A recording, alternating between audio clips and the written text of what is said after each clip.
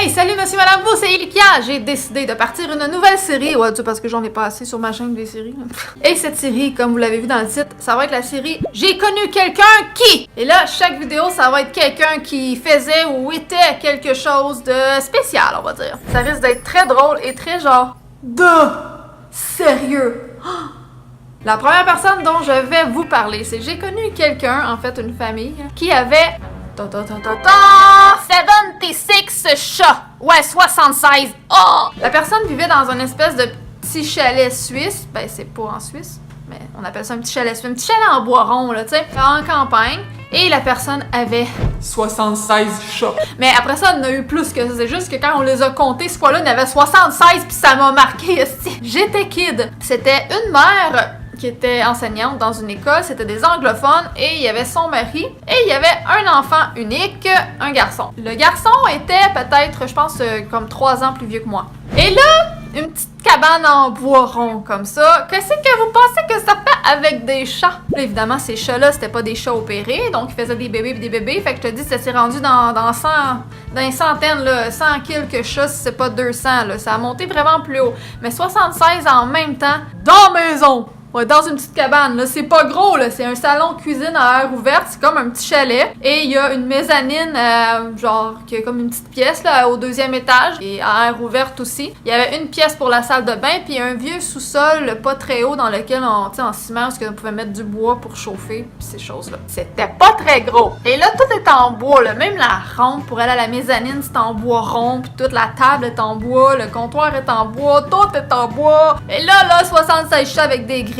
puis pas opéré. Qu'est-ce que vous pensez que ça faisait? Ça faisait des petits pipis partout, ça mangeait tout ce qui était en bois, ça grattait partout. La rampe, là, c'était une poutre, là, en bois rond, là. Elle était rendue pas plus gros qu'un cure-dent. Toute grattée. Puis il y a même des places où est-ce que, oups, la rampe elle disparaissait, puis là, oups, elle revenait parce qu'elle avait tout gratté. C'était fou. Ça sentait, c'était débile. La madame, elle ramassait tous les chats errants. Et les chats errants faisaient des bébés. Tu sais, je veux dire, à un moment donné, ça se sait dans la région et il y a des gens qui allaient porter les animaux là. Fait que là, c'est pas juste des chats qu'il y avait, hein? Non. Il y avait des chiens, des lapins, des hamsters, quoi d'autre que je ne sais pas. C'était incroyable. Et c'est pas des gens riches du tout, là. C'était, tu sais, c'est une enseignante qui était à la retraite, puis lui, il travaillait pas. Et lui, était très, très, très malade et il consommait beaucoup de drogue. Et leur garçon, quand il est venu en âge de travailler, il s'est même fait comme mettre dehors. Il y a plus personne qui voulait lui donner des lifts pour aller travailler parce qu'il n'y avait pas de voiture. Parce que il sentait trop fort, ça puait. Et là, il y avait plein de surnoms. Là. Quand il arrivait au travail, il s'est fait mettre dehors un moment donné, puis les gens, avant de le mettre dehors, ils avaient acheté comme, tu sais, du savon, du parfum, ces choses-là, pour qu'il se lave. Écoute, ça doit faire 30 ans que c'est comme ça dans où est-ce qu'il vit.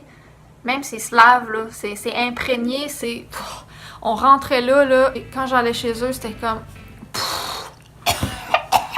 On s'étouffait là à l'entrée. Oh mon dieu, c'était fort là, c'était comme j'avais la tête dans un plat d'eau de javel là. Oh, c'était trop fort là. La piste de chat là, c'était fort. Il y avait du caca et des tas de pipi partout, dehors autant qu'à l'intérieur. C'était incroyable, mais cette femme là, genre elle avait un cœur énorme pour les animaux, tu sais, je peux comprendre là, mais elle avait pas d'argent, elle était pas bien organisée, elle pouvait pas en prendre soin, puis là, les chats tombaient malades, puis c'était comme oh mon dieu, être en bouffe là, ça coûtait cher, incroyable.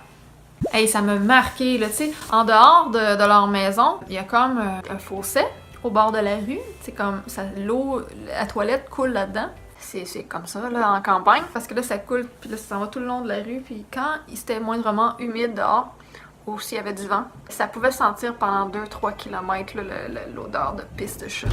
C'est débile. Tu sais, moi, je suis une grande aimante des animaux. J'ai toujours trouvé ça bien triste, les animaux abandonnés, les animaux errants que, ben, ils font d'autres bébés puis tout ça. Je fais la même chose aujourd'hui, j'ai sauve tout ça, mais jamais je vais me ramasser avec 76 chats, là. Tu sais, au pire, je vais m'ouvrir un refuge si je suis rendue à ce point-là, là, puis je vais essayer d'en faire un métier, tu sais, quelque chose. Mais eux autres, c'était comme, tu sais, ils s'empêchaient de manger, puis leur auto était jamais en ordre, il y avait jamais d'argent, puis la maison était en train de dépérir, là. Hey, les escaliers, ça tombait tellement que c'était...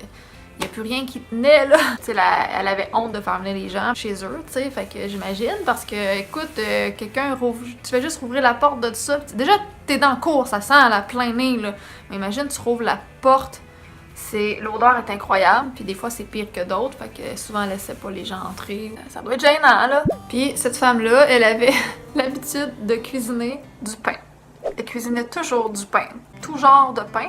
Mais c'est parce que là, elle en donnait à tout le monde, puis là, elle m'en donnait, puis elle en donnait aux gens qu'elle connaissait, parce qu'elle demandait souvent des services aux gens, vu qu'elle était souvent mal prise, puis elle avait pas d'argent pour ça, puis juste comme ça aussi parce qu'elle aimait cuisiner. Fait qu'elle donnait souvent du pain en récompense, vu qu'elle pouvait pas donner d'argent, ou soit juste parce que ça lui tentait. Mais le pain, je pense qu'il y a personne qui le mangeait, là, parce que sérieusement, là, tu cassais la miche de pain en deux, là.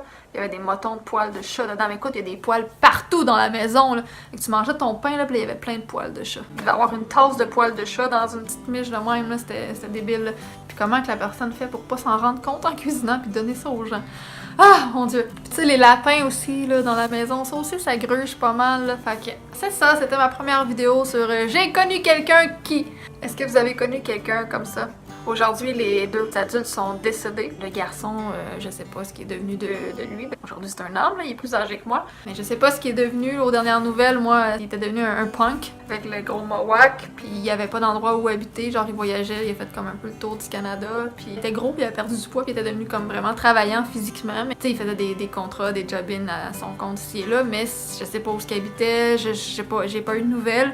C'était un petit peu un rebelle de la vie qui se débrouille lui-même puis qui part avec son baluchon, là, qui se fait des amis un peu partout puis qui va squatter chez des amis et tout ça. C'est les dernières nouvelles que j'ai eues. C'était un garçon, un homme très gentil quand même, là. Quelqu'un d'assez réservé puis tout. Ben eux aussi étaient gentils en fait, là. Bon, il y avait chacun son caractère, là. Tu sais, en gros, c'était des gens quand même très gentils, là, puis qui avaient beaucoup de compassion pour les animaux et tout. Mais c'est quand même une situation assez spéciale, donc je voulais vous en parler. L'ironie là-dedans, c'est quand ils sont décédés, c'est mon père qui a eu à aller démolir le chalet, puis avant ça, c'est lui qui s'occupait, tu sais, de la rénover puis tout ça. Puis, tu sais, il y avait pas d'argent pour engager quelqu'un. Puis en plus, c'était pas leur maison, je pense à ça, c'était pas leur chalet, là. Ils louaient. Ah mon Dieu, le propriétaire de ça, je pense qu'il vivait pas au Québec, ou même, je sais pas s'il vivait au Canada. Il devait avoir perdu espoir dans cette maison-là. Je l'ai jamais vu de ma vie.